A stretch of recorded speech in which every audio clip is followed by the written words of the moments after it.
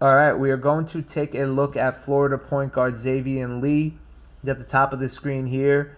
Very unique player. Not many players in college basketball this past season were as fast with the ball in their hands as Xaivian Lee was. He's an excellent passer, average over 4 assists in 27 minutes per game. All types of passes, pick and roll, passing the ball ahead in transition. One-handed passes, can set guys up exactly in shooting pockets. Very skilled ball handler. Has a ball on a string, is able to get anywhere he wants on the court with the ball in his hands. Running point guard, 6'4", is his height, and very fast with the ball. Defensively, he was a really good defender, and I've seen him play live twice. I saw him play at Madison Square Garden earlier this season when Florida played UConn, and then I saw him at the Smith Invitational, and I never realized how good of a defender he was. He was legitimately sticking some of the best guards in the SEC on a nightly basis and holding his own, whether it was Colin Chandler in this game, Aiden Holloway at Alabama, Jeremiah Wilkinson in Georgia, all really tough covers, shifty, quick, fast guards who have multiple moves in their bag, so to speak, and Lee was able to stick with them, good at running around screens. So defensively, he can defend, and I think that will give him more margin for error potentially to be able to work on the deficiencies in his game, which I have not mentioned yet, but which are real. That's his shooting. He only shot 29% from three-point line. In his mid-range game, only 14 of his 338 field goal attempts were in the mid-range area, and that really illustrates that he doesn't have much of a runner or a floater. So once he gets into a crowd, he struggles to finish. 29% from three. He did shoot about 37% from three at Princeton his junior season, but in the SEC, you can tell that when he caught it on the catch and someone was there, it was difficult for him to get a shot off that you felt good about. So his shooting, his mid-range profile need to develop, no doubt about it. But I want to say he can defend. He can get anywhere on the court with the ball. He can run the pick and roll like a maestro in transition. He can leak out better than most. He was 7 for 7 on leak outs this season. Very fast. And it seems like he plays hard. He does have kind of like an unorthodox look to him in the sense of he plays with his jersey out. His hair is all over the place. And sometimes the eye can get kind of fixated on that, where you start to not realize a couple things about how this kid can actually defend. And he's good with the ball. So we'll see if Tyler Kolek has a role in the NBA right now, who in Tyler Kolek's measurements weren't so much like Xaivian Lee, and that's not to cast any aspersions on Tyler Kolek. Please, who am I to say anything about that? But I'm just saying, Tyler Kolek was 6'1", 6'3" wingspan, 34-inch max vert. Xaivian Lee 6'3", 6'5" wingspan, 38-inch max vert. All I'm saying is don't write him off because his physical profile may not be one of the best in this draft cycle. So first things first, here he is on defense on Colin Chandler. We're just going to watch him run through a couple screens. Up top here against Colin Chandler, he's able to get around the screens, get a decent contest up, play with some physicality, push him off his spot. And again, only 29% from three. So that's not really in Xaivian Lee's bag right now, but he makes it on that possession.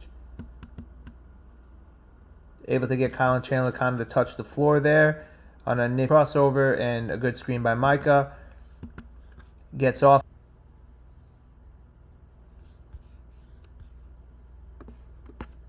Able to get into the paint, and then again in this area is where it gets a little tricky for him.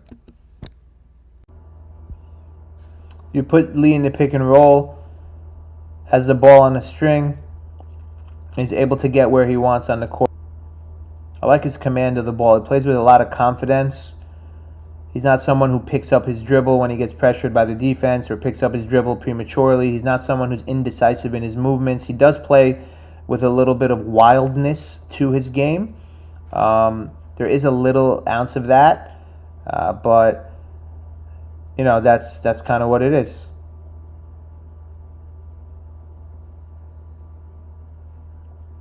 Sometimes in order to get flair and creativity, there has to be an aura of wildness as well. as long as it's not out of control. He averaged, I think, 1.7 turnovers in 27 minutes a game. And those turnovers, most of the time, from what I saw, were him like trying to get a pass over someone and just being a little undersized. It wasn't like over dribbling or things of that nature. It was more about getting caught in traffic. So let's quickly run through his numbers before we dig into all of the film. 27 minutes a game, 11.6 points per game, 4.2 assists, 3.7 rebounds, over 1 steal, 1.7 turnovers, 42% from the floor, 29% from 3, 77% from the free throw line. As I mentioned before, only 19 of 338 total field goal attempts mid-range. So not much. As a pick and roll ball handler, in 0.99 points per possession is in the 83rd percentile. But the stat I like even more is pick and roll ball handler points per possession, including his passing, 0.98 points per possession, 73rd percentile. And on those possessions, true shooting percentage, 56%. So that factors in 2-pointers, 3-pointers, and free throws.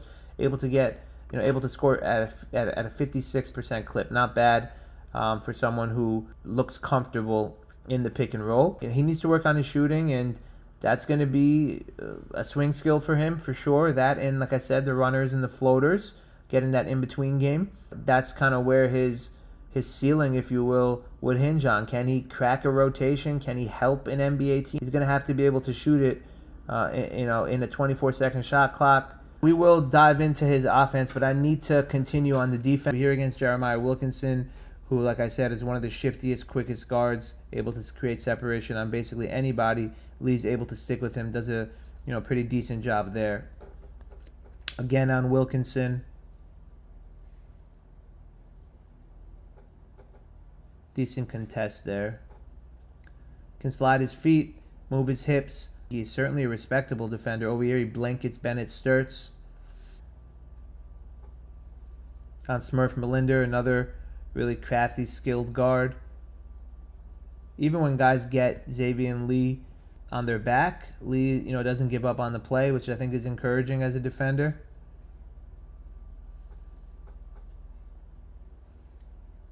And he has decent size at 6'3", 6'4". He's not like too diminutive. He's able to stick smaller guards for sure. He's over here. Gets a good deflection. Fights around the screen. Even a step behind, you see he gets a contest on the back. On Smurf Melinder again. Good contest, even though he makes it. Here on Blue Kane, able to get around, get a contest up.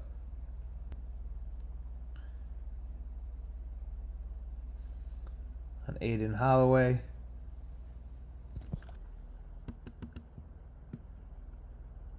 Slides his feet, shifts his hips. Even if he isn't always, sticking in front of his man, he has decent recovery ability. I want to take a look at that real quick. So Miles gets ahead of him, and then he's able to recover.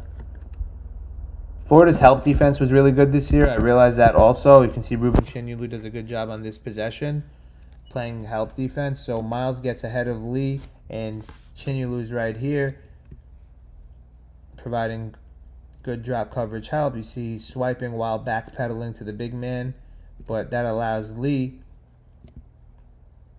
to recover, which he does, and gets a contest up too. Again, 1.2 steals in 27 minutes a game. He can play in a frenetic game. He can play up-tempo. He can play, running gun back and forth. And he won't go off the rails. He can fit right in that type of play style. In those stretches of possessions where the game is going up. And let's take a look at some clips where Lee didn't do the best job. Malik Thomas here. Thomas just kind of barrels through him and bullies his way through. Over here, Blue King kind of gets ahead of him, and Lee never really catches up. He's over here trying to come across the screens for Chandler. Gets run off a bunch of screens and isn't able necessarily to recover. Over here against Duke Miles.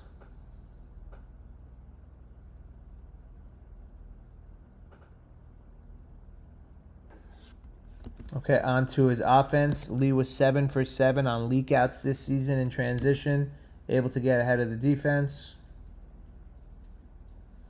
Using his speed. Finishing in transition is another story, especially against length, but he's faster than most, so if he's able to leak out in transition, it's usually a layup going the other way. You can see, even against an Arkansas team that epitomizes run and gun in a sense, Lee was able to get behind the defense there.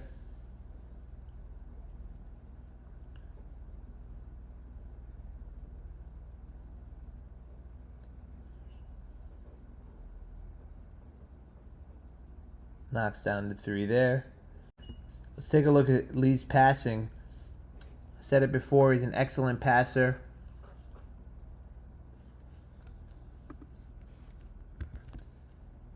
Even a simple pass like that, look at how you see, I believe that's Clavzar. You see Lee puts it right where he's going to need it in his shooting pocket in stride. Beautiful placement of the ball there. His accuracy on his passes, I think, should be noticed. Doesn't throw the ball behind his teammate, always where it needs to be, right there, right in the shooting pocket.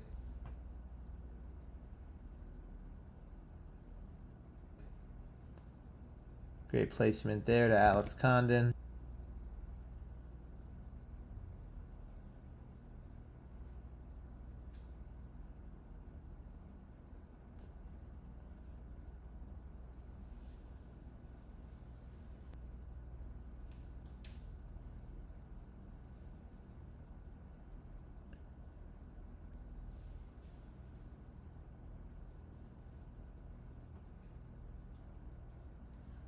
In terms of his pick and roll passing, another great aspect of his passing repertoire, the pocket pass there, right on target.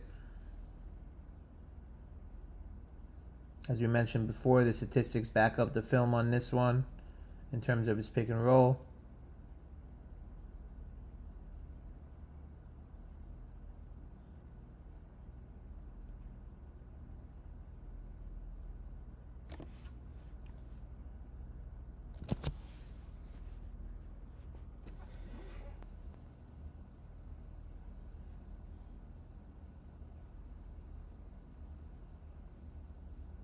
Does a good job passing the ball with one hand as well when needed. Able to kind of save, a millisecond or two to keep things going, and that makes a difference. Like right there, he's able to just zip the ball to the corner.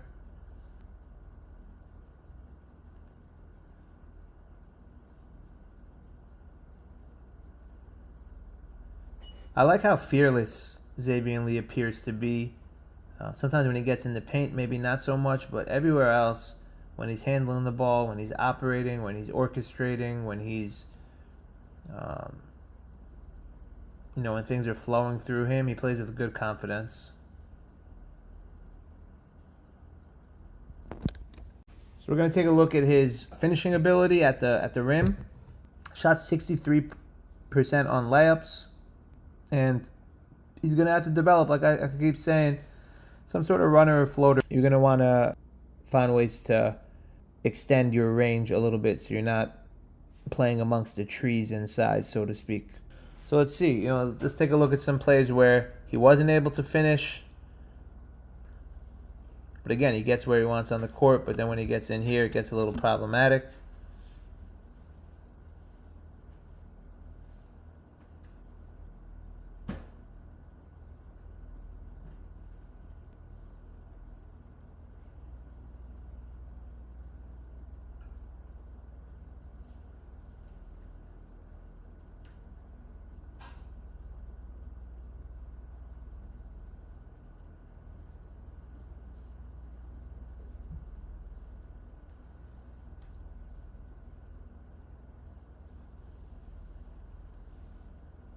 You see his speed on that possession kind of shines through there, even though he can't finish.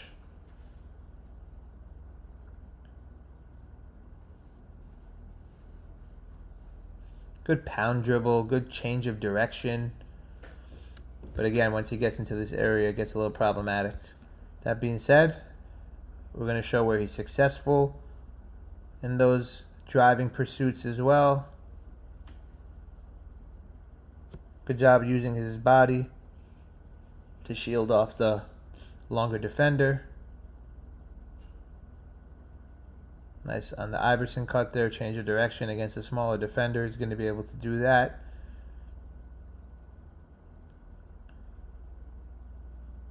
Comes off the DHO, gets into the lane. Not a fan of the underhand layups so much, especially when you're undersized, but it worked for him at Florida.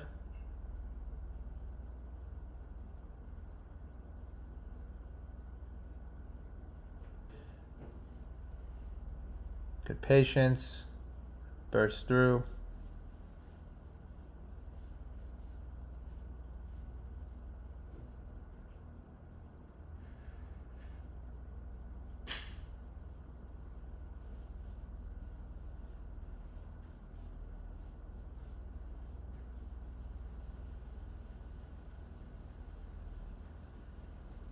You'd like to have seen him get more than just 27 minutes a game, because he never looked tired, never looked like he was in poor conditioning.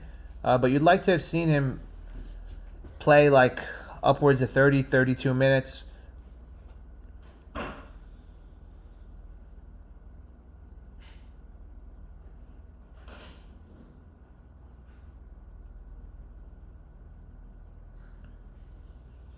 So you can see when he just has one defender to kind of play against, like in this possession here against Kentucky, he doesn't rush it. He kind of takes his time. It's just when it gets too crowded in there. But over here, he takes his time.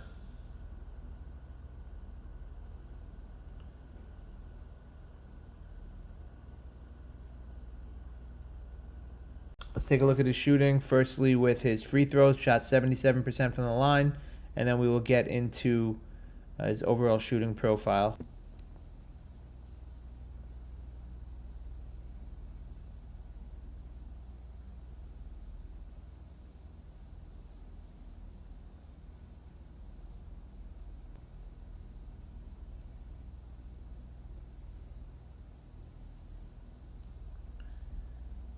All right, real quick. So three-pointers, again, 29% on the season.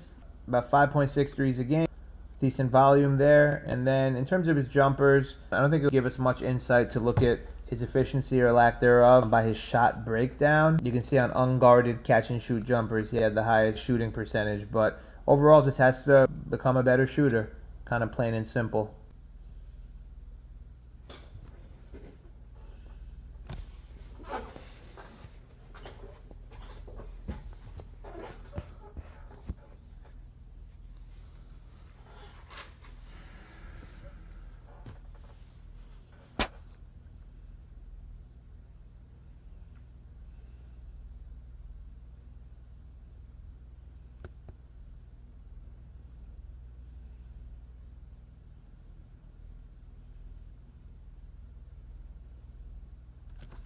He does have this sort of kick on his follow through. Not sure what that's necessarily about. It's kind of always on the hop, even when he shoots. You can see it in that possession too.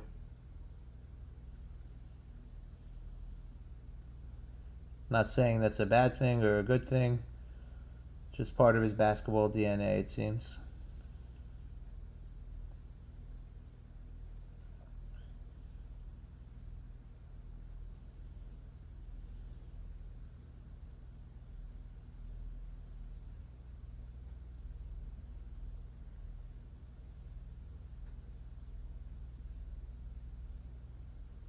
In these clips, a lot of times I'm noticing that it's like step backs, right? Trying to get his shot off, compensate for maybe the smaller frame.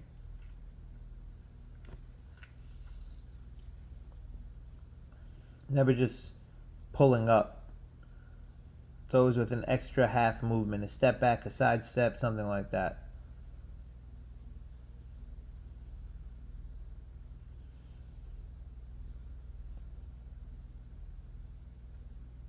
A look away there.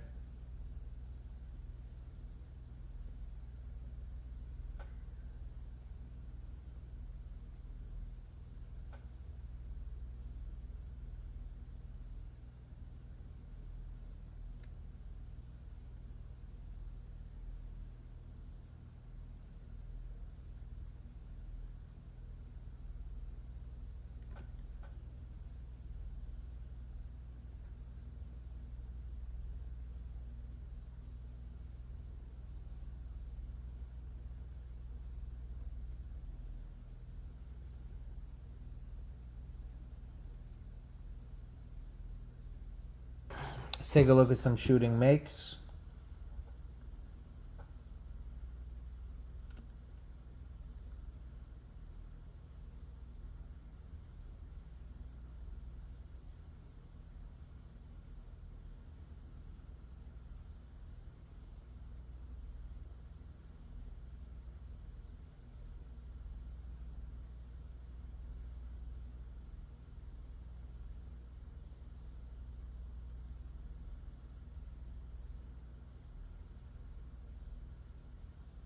That's the thing. The defenders go under and he can punish them for going under. It would really open up his game. Because once you have to try to guard him kind of in his grill, he can probably get by a good number of defenders. So that's it for my evaluation of Xaivian Lee. I think he has upside as a playmaking point guard. If he could just develop a runner or a floater of some sort, I think he can get where he wants to. He can command the pick and roll. He's fast. He's quick. He's crafty. He makes plays. He's a really good passer, as we saw. Just has to develop a jump shot. I think there could be a place for Xaivian Lee in this league if he's able to develop a floater. The three-point shot can come in time, but that in-between game has to develop because I think he could break down his man, get where he wants, can set guys up, play up and down in transition, be a spark plug, and has a certain speed to his game with the ball that not everybody has. So I think there are some attributes there to like. We'll see how the development goes, and I'm looking forward to monitoring it and seeing what happens next, and as the process unfolds.